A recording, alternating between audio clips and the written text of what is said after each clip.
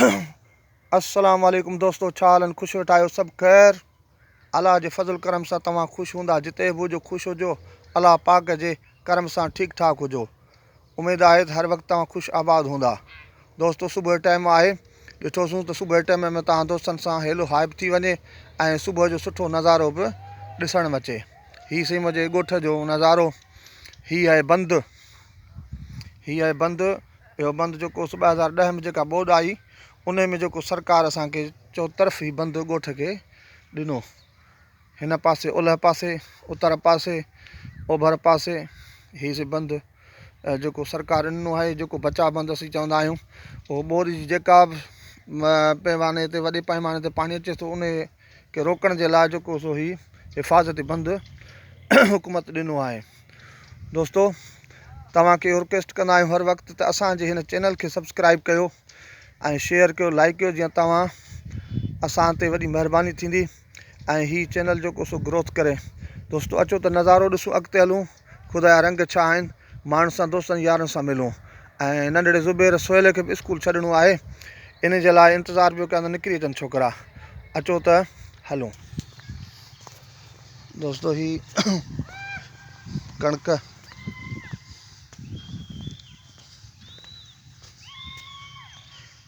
ये नज़ारो से सरीह जो गुलन सां तमाम भरी पई आहे। सरीह जो नज़ारो सावक ई सावक।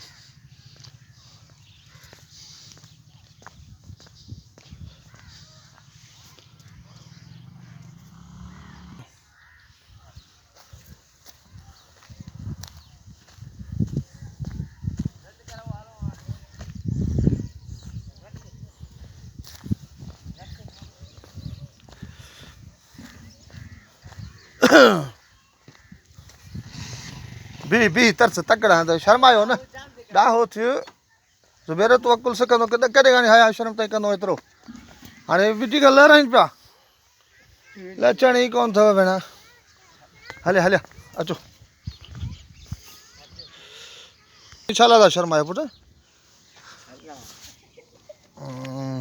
माण्हू अलाए छा पिया कनि, ॿुई कढियो हलनि तॾहिं बि कोन शर्माईंदा आहिनि, तई शर्मायो।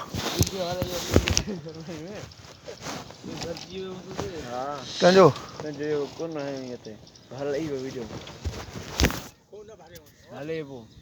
किथे थो हले? सही नंढड़ा ॿार स्कूल जी तयारी में आहिनि। ही नंढड़ा ॿारड़ा ॾिसो। कंहिंजो नालो तो छा आहे बाबा? उबैद। अमी तुंहिंजो? ऐं हिन धीअ जो, अते जो?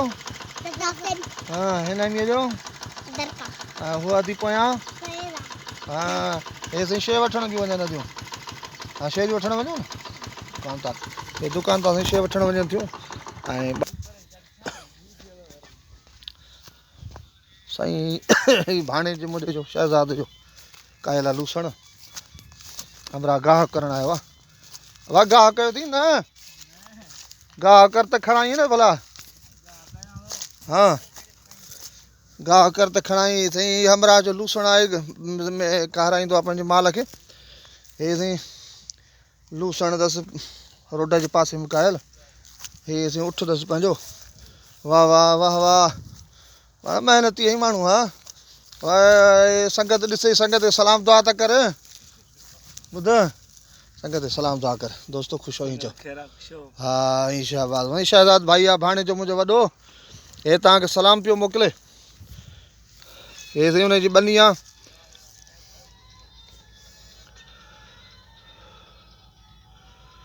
ठीकु हो दोस्त, अॻिते हलूं। साईं ज़ुबैर भाई ऐं सोहेल भाई स्कूल जे हलण जे लाइ तयारियूं, थोरो रोड ते कमु हो ऐं जेको सो हलूं पिया। हाणे छोकिरा शर्मीला आहिनि, वाह अलाए छो भेण, जेको सो लहरायूं था केबिरा खां। दोस्तों रोड ते बीठा आहियूं, थोरो अॻिते हलूं त। दोस्तों ही नौजवान असां पंहिंजो निकितो हेरोदीअ सां बने ते पवनी। हाँ, पढ़े किथे आहे? हाँ, संगत खे सलाम कर। हाँ, संगत खे सलाम कर। हाँ, तव्हांखे सलाम पियो करे, सलाम तव्हां क़बूल कयोसि।